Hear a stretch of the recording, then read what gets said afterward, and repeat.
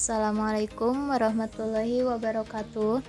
Perkenalkan, nama saya Cantika Mutiara Insani. Di sini saya berperan sebagai moderator dan dua rekan saya, Silvi Nurhalifa sebagai pemateri 1 dan Ais Windri sebagai pemateri 2.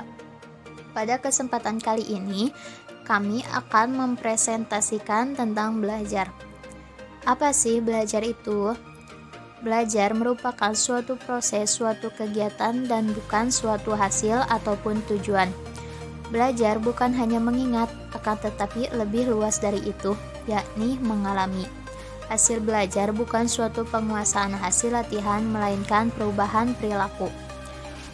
Dalam The Guidance of Learning Activities, W.H. Barton 1984 mengemukakan bahwa belajar adalah proses perubahan tingkah laku pada diri individu karena adanya interaksi antara individu dengan individu dan individu dengan lingkungannya, sehingga mereka lebih mampu berinteraksi dengan lingkungannya.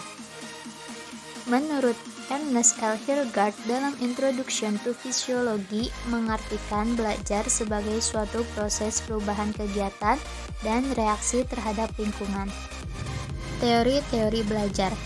Teori-teori belajar terbagi atas 4 bagian.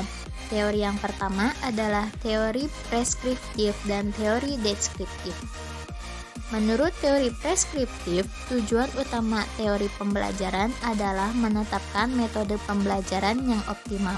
Sedangkan menurut teori deskriptif, tujuan utama teori pembelajaran adalah menjelaskan proses belajar. Teori yang kedua adalah teori belajar behavioristik. Menurut teori ini, belajar diartikan sebagai proses perubahan tingkah laku sebagai akibat dari interaksi antara stimulus dan respon. Teori yang ketiga adalah teori belajar kognitistik dan teori belajar humanistik. Menurut teori belajar kognitistik, ilmu pengetahuan dibangun dalam diri seseorang melalui proses interaksi yang berkesinambungan dengan lingkungan. Dan menurut teori belajar humanistik, proses belajar harus berhulu dan bermuara pada manusia, namun pada kenyataannya, teori ini lebih banyak berbicara tentang pendidikan dan proses belajar dalam bentuknya yang paling ideal. Dan teori yang terakhir adalah teori konstruktivistik.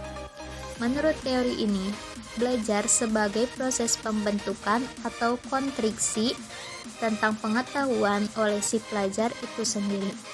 Pengetahuan tidak dapat dipindahkan begitu saja dari otak seorang guru kepada orang lain atau peserta didik. Jadi yang dimaksud gaya belajar adalah kecenderungan siswa untuk mengadaptasi strategi tertentu dalam belajarnya sebagai bentuk tanggung jawab untuk mendapatkan suatu pendekatan belajar di kelas atau sekolah maupun tuntutan dari mata pelajaran. Gaya belajar dibedakan menjadi 3 bagian. Yang pertama, visual, belajar dengan cara melihat.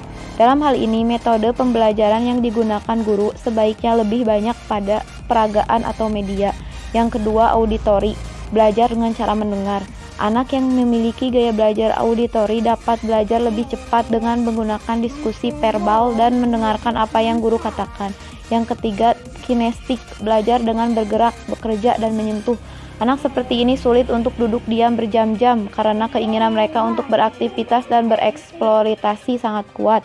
Proses belajar terjadi secara abstrak karena terjadi secara mental dan tidak dapat diamati. Proses belajar hanya dapat diamati jika ada perubahan perilaku dari seseorang yang berbeda dengan sebelumnya, bisa dalam hal pengetahuan, efektif maupun psikomotorik.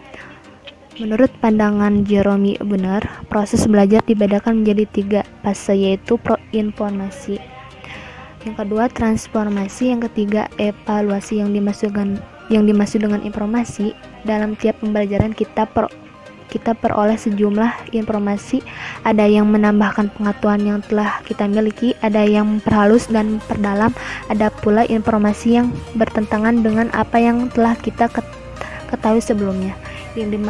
Yang dimaksud dengan transformasi yaitu informasi itu harus dialistis, diubah atau ditransformasikan ke dalam yang lebih abstrak atau konseptual agar dapat digunakan untuk hal-hal yang lebih luas.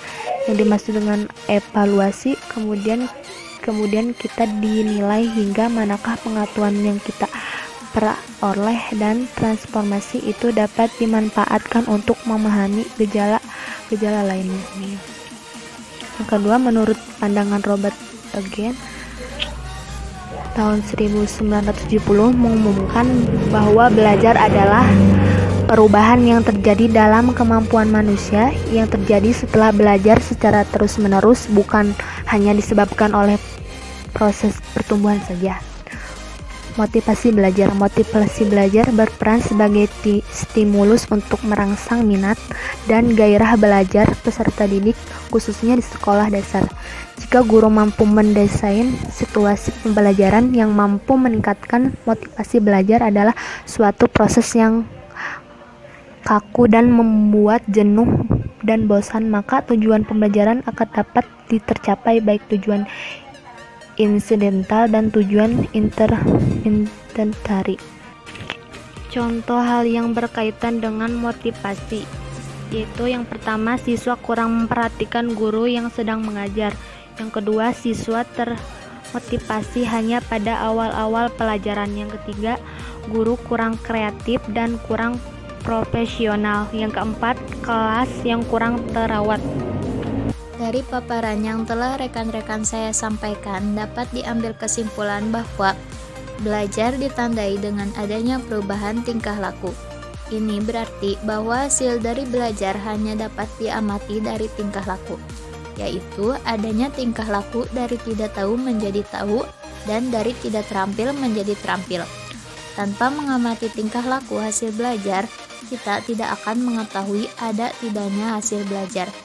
Dan perubahan tingkah laku merupakan hasil latihan dan pengalaman. Berhasil atau gagalnya pencapaian tujuan pendidikan amat tergantung pada proses belajar dan mengajar yang dialami siswa dan pendidik, baik ketika siswa itu di sekolah maupun di lingkungan keluarganya sendiri. Sekian dari presentasi kelompok kami. Mohon maaf jika masih banyak kekurangan dan kesalahan. Wabillahi taufiq wal hidayah. Wassalamualaikum warahmatullahi wabarakatuh.